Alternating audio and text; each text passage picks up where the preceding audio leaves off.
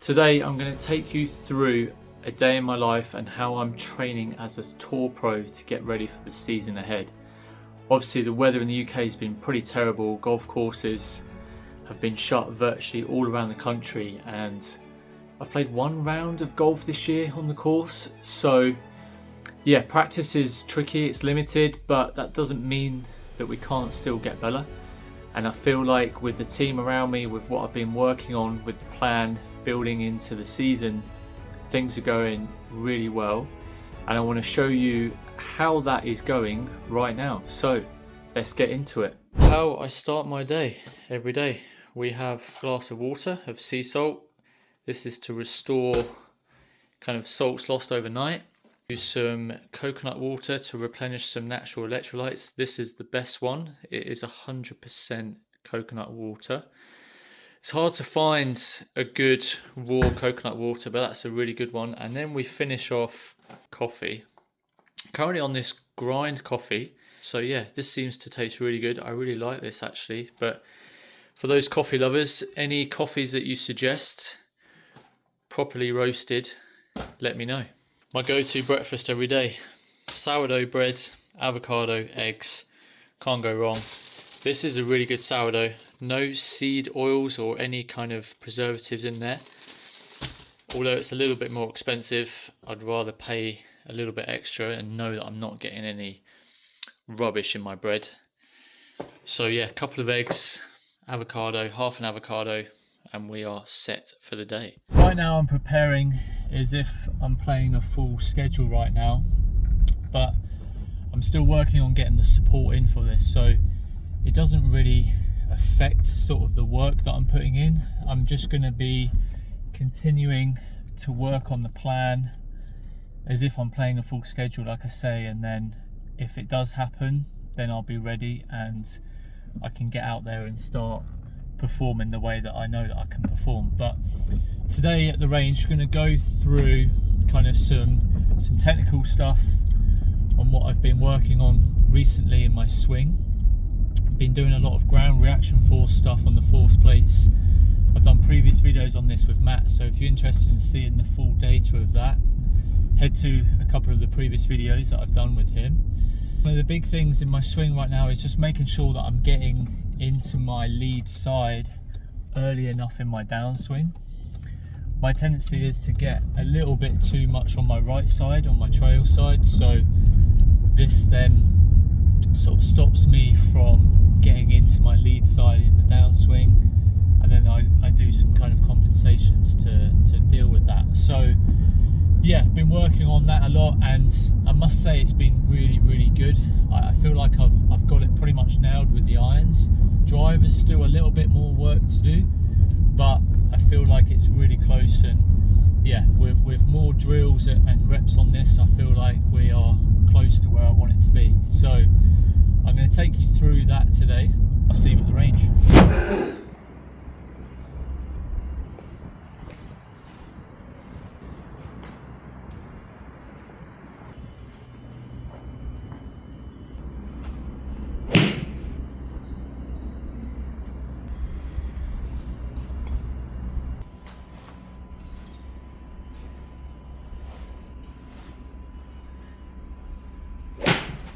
Cool kind of setup for me to begin with is to get into some wedge play, and I just like to sort of warm up through the bag using the TrackMan here at Sinfold, and just start to hit kind of different distances, working my way up. So start off at around kind of 50-yard pitch shots, kind of working myself up to sort of full wedges, and then we go up through the bag working on some technical drills, improve on those swing changes. This is set to a premium setting on the TrackMan, so it gives me a little bit more of a reflection of actually how a proper ball is going to travel on this particular shot, to build in that consistent pattern. That was nice there. Let's play around with, especially with the wedges. So that's gone 58 yards carry. is I can start to really pick up sort of how far back, in my backswing that I'm swinging, to translate that to how far the ball is going. And this is a great little way to get that feedback of how far you are going to hit your shots. And with my wedges especially, I'm sort of feeling, different positions in my backswing to what distance I want to hit that. So let's go a little bit further now. Let's try and go like a 70. And sort of matching that length of swing to tempo is something that I really like to do. That's carried 66. So, that's something that I'm always constantly trying to feel and work on to make sure that I'm hitting my distances that I want to. So if we can go 75.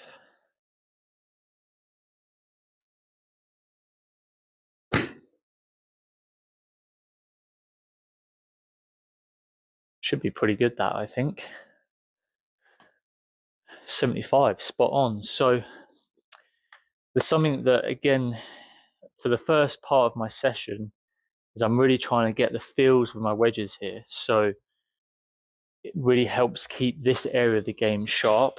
I'm not really thinking too much technical. It's just really a case of kind of matching my feelings to what the ball is doing and obviously how far I'm trying to hit that. The first thing I'm going to work on today is a little bit of my takeaway, because I've just started to get a little bit too sort of inside and also a little bit too far away from me. So I'm just working on trying to set the club a little bit earlier in my takeaways. So I'm really feeling like I'm kind of breaking my wrists a little bit earlier. Now, the reason for this is because when I get into the top of my swing, when the club's kind of more away from me here, I end up almost getting too much across on my right side. It sort of affects my sequence of getting back into my left and delivering the club in the correct way in my downswing. So the little drill here has been really useful to get my takeaway a little bit better. So you may have seen this already online, but I've got the ball behind my club here, and this is just going to act as I'm just going to kind of gently push the ball away while setting my wrists here. So this is a really good one that I like to do, just 3 or 4 balls, kind of building it up into a full swing. That's just a really nice pitch and wedge shot there. So when I do this correctly, everything kind of matches up really well. The only slight annoying thing is you have to go and get the ball every time, but sometimes these things have to be done. So you could end up losing a few more balls on the range than perhaps you'd like, but I would typically put something here to stop that, but I'm not going to worry about that too much for now. So really that's my focus point, is getting that takeaway setting a little bit earlier, loading really well in my heel, and then getting my weight across into my lead side in a much more earlier way than I have been previously. So let's see if we can execute this again.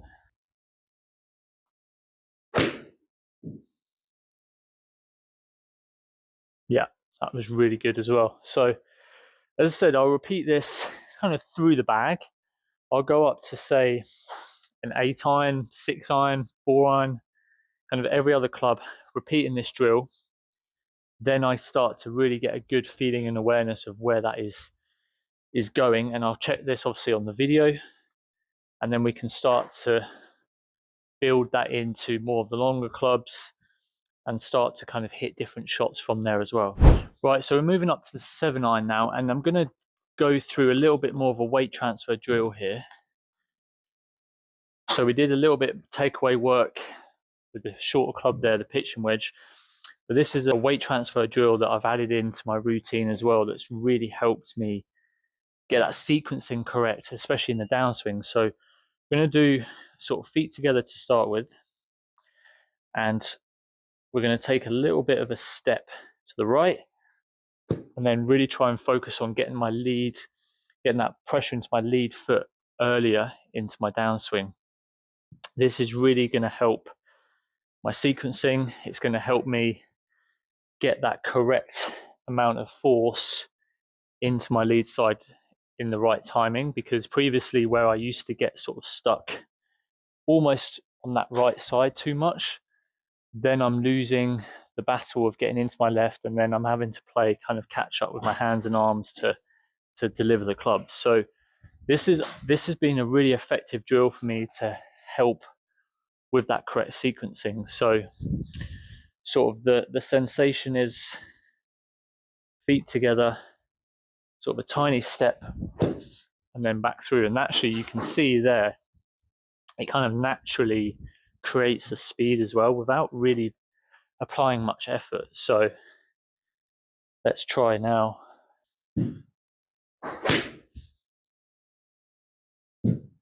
Not gonna lie, I was a little bit scared of hitting the camera, but that was actually a really good shot. Aimed a little bit left, but you can see how that really gets my sequencing really effective. And that was just a 7-iron there that's carried 183, sort of a half swing feeling, if you like. So if you're looking to apply some speed and some power into your swing, this is a great drill to do that. The only thing is, as I say, once you kind of take that step, you've really got to feel you're getting back into that lead side as quick as you can. And that's actually what you see with the best players in the world on their force plate data, is almost as they've taken the club away, they are getting their pressures back into that lead side. So this is a great drill for that. Combining that with my takeaway feel,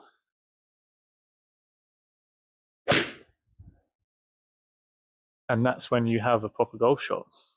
This is something that I would typically do 4 or 5 balls with.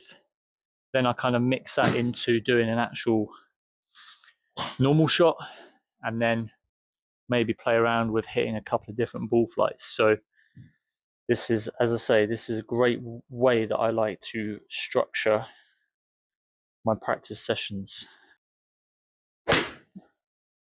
Move up to the 4-iron now, and this is where I really start to combine those drills and feels into this. So a little bit right there.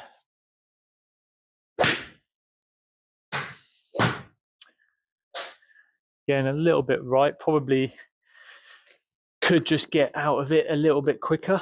The typical miss for me. That's carried 204. Ball speed was decent though, 141 ball speed. So I know that's a pretty good strike.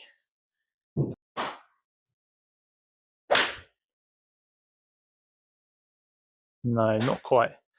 It's actually a good, interesting point there, because I've now started just to leak a couple right. So I don't want to spend too much time figuring that out, if that makes sense. So although it's not ideal, I don't want to stand here for the whole session and start trying to grind on that. So I'll give myself maybe a couple more shots, and then it's like, okay, so if I'm losing it right, I'll kind of make a note of that, and it's something that I need to work on, say, tomorrow. And I'm not getting too bogged down with trying to get it perfect. And I think sometimes people try and do that when they come to the range. They're trying to get it perfect, when actually, if you stay kind of disciplined with the routine, especially if you've only got a set amount of golf balls, then that's going to save you in the long term. So you can make a note and say, right, for me today, I need to work on that kind of right miss with the long irons for tomorrow. Then that's going to really kind of help me going forward. So we'll give myself one more shot. That's the thing there in the session. It's like, I'm not panicking. I'm not stressing out too much. I'm now just kind of being aware of what's going on. So however, at the moment, it's been the club that I've probably struggled the most with in terms of trying to work on these swing feels, because this is the hardest club to make real kind of technical changes with. So again, my kind of exaggerated feeling of getting too much on my right here is more pronounced with the driver. So I'm really trying to focus hard on that and staying kind of more centered and really ensuring that I'm getting across into my lead side early enough. So I'm consciously aware of where I'm getting into my positions in my backswing, and then really kind of feeling my weight transferring into that lead side super early, because in reality, I still probably don't do it early enough. And this is where sometimes you've got to make those exaggerated changes. 280 carry, first drive of the day, focusing on lead, getting into my lead side, actually also pressure loading better into my right heel. And then that's going to help me get across into that lead side. Push the sort of dial a bit more to make those changes.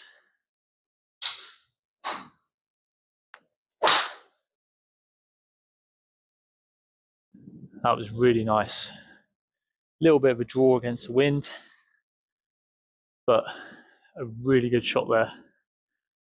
285 carry. Oh no, that's gone a bit left actually. And sometimes that's crept in. Just that kind of quick left miss. And that's just where I'm not quite getting. I don't like seeing that shot at all. So when I hit that, it's sort of something that I try and iron out quickly. And that's gone a bit too far right. So to be expected, I suppose, like a reaction to the first one going left. But again, I'm not going to stand here and try and get it perfect straight away. It's a case of really being aware of my movements and, you know, feeling each shot and understanding why an outcome happened the way that it did. So that was good. Started a little right and just cut on the wind, but 169 ball speed, 283 carry, not too bad. So a little bit there of kind of how I structure a range session. I'd say now I'll get into some performance stuff after I've done this. I'll save that for another video. So, and you can also see me doing a performance video with Matt recently that we've done on the TrackMan. That's a range session. And then once I do the performance stuff, we'll then head to the gym. See you there. So we made it to the gym, and my midweek session generally consists of sort of a core kind of golf specific moves session, and then I finish off with some high intensity interval training. So basically just working on some cardio stuff and just trying to make sure that my kind of engine is still pretty functional. Something that I like to do just to kind of break up the week, and also gives me sort of that ability to get into my high heart rate threshold zone. So I really like that kind of form of training. It's like a mental thing as well for me to kind of get my heart rate as high as I can and kind of sustain that in that uncomfortable state. It's a way of truly kind of working on that mental toughness, I suppose, of being able to resist or withstand that kind of stress in that environment. So when it comes to playing in a tournament, for example, that kind of stress should be easier to deal with. So that's also the reason why I do that, and not just for my own kind of cardio health. So I'll show you kind of snippets of the gym session, and then yeah, hope you enjoy.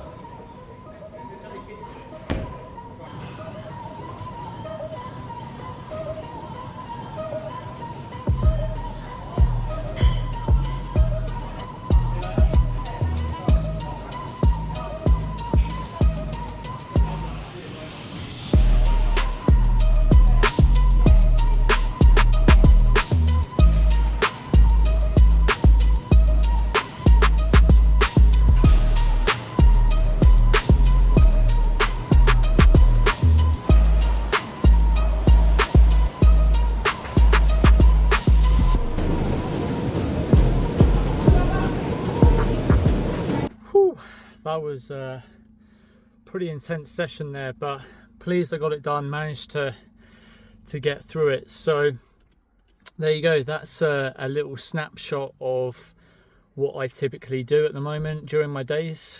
Hope you enjoyed the insights and the bits that I'm working on.